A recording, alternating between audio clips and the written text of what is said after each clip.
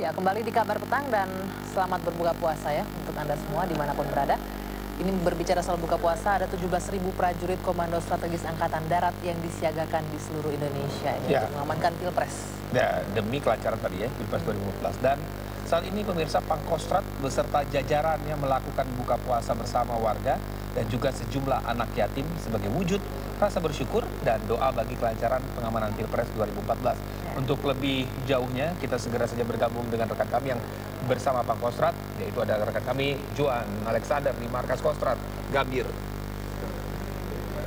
Ya, baik, Rizky, Agi dan juga pemirsa, alhamdulillah kita sekarang sudah masuk di waktu berbuka puasa, di mana sekarang saya berada di tengah-tengah para prajurit Kostrat di Markas Komando Kostrat di Gambir, Jakarta Pusat, di mana saat ini saya tengah bersama dengan Panglima Kostrat, Legend TNI Gatot Nurmantio beserta Kepala Staf dari Kostrat sendiri untuk kita sedikit berbincang-bincang Bang Kostrat gitu.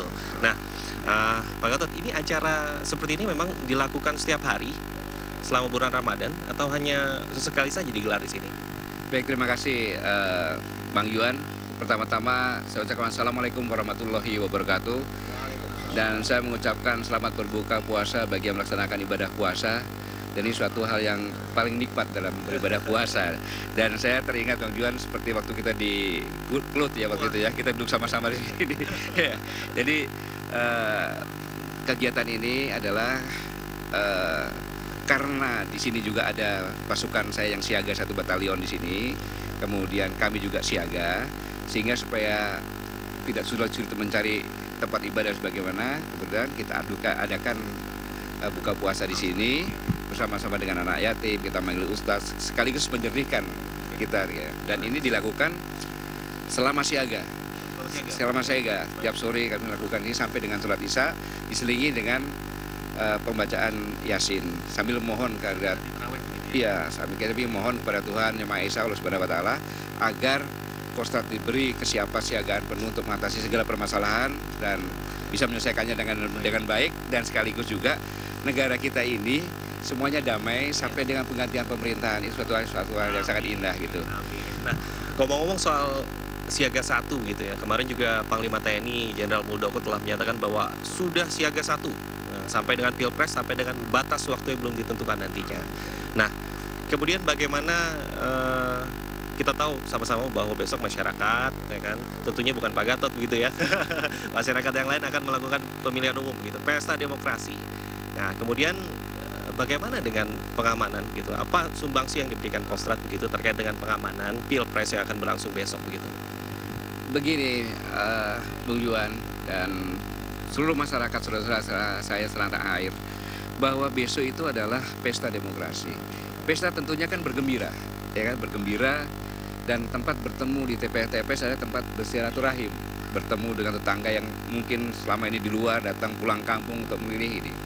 Dan dalam pelaksanaan ini saya menghimbau, janganlah kita melihat lambang-lambangnya, gitu loh, tetapi lihat nilainya, bahwa pada saat kampanye itu Pak Prabowo Subianto, Pak Hatta Rajasa nomor 1.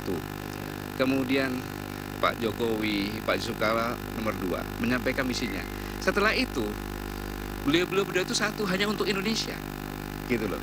Nah, kemudian kalau datang ke TPS, karena ini bulan puasa, apa yang disampaikan Pak Ustadz tadi kan, kalau kita menjelekkan orang lain itu ibadah puasanya kan nggak dapat apa-apa, batal kan.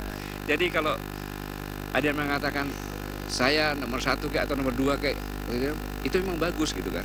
Tapi saya pilih yang bagus ini juga, sama-sama kita bagus dok, kita berdoa, kita pilih yang terbaik menurut kita ya kira-kira masing-masing sambil berdoa. Semoga diberikan pemimpin yang terbaik, ya kan? Amin gitu. Jadi puasanya dapat pahala, ya kan? Kita berdoa untuk negara juga dapat pahala, double itu Pak. Dan kemudian jangan takut. Pasukan Kostrat, pasukan TNI dan Polri tidak ikut berpesta. Mereka semuanya mengamankan pesta.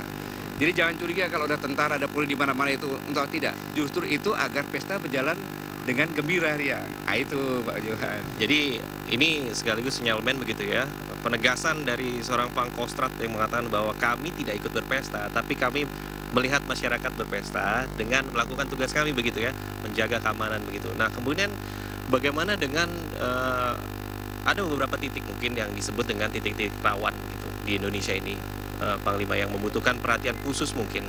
Nah, dari Kostrad sendiri bagaimana pola pengamanan? Apakah ada treatment khusus gitu, ada penanganan khusus untuk menjaga masyarakat kita yang berada di daerah-daerah rawan tersebut?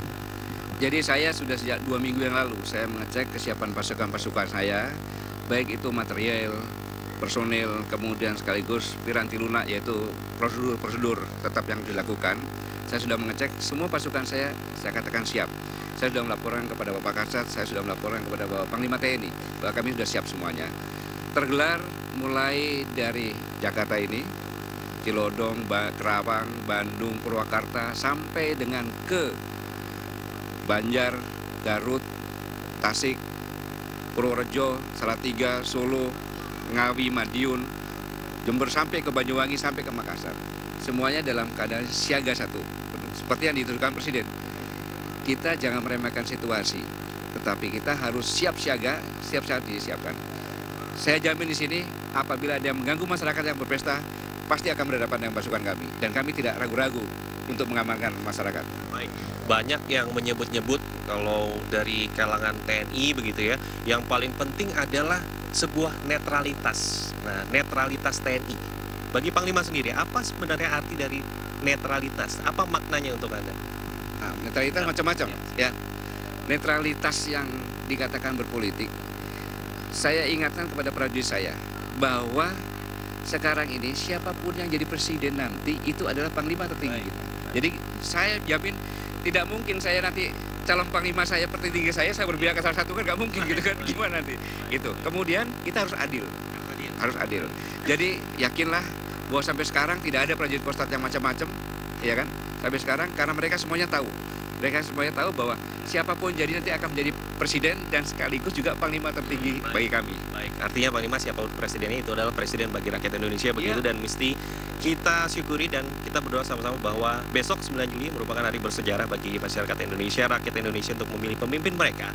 Sama-sama berdoa, melakukan tugasnya, selamat melakukan tugas siaga 1 Panglima untuk besok. Selamat berpesta besok hari ya. Terima kasih. Baik. Ya, dan Rizky dan Anggi, itu tadi perbincangan singkat kami dengan Pangkostrat Letjen Gatot Nurmantio di sela-sela acara buka puasa, dan mudah-mudahan ada pencerahan untuk besok masyarakat menuju ke TPS begitu ya, mencoblos karena sudah aman begitu katanya. Kembali ke Anda di studio. Baik, Juan, mudah-mudahan besok pemilu bisa berlangsung dengan aman, damai, dan tentram. Ya.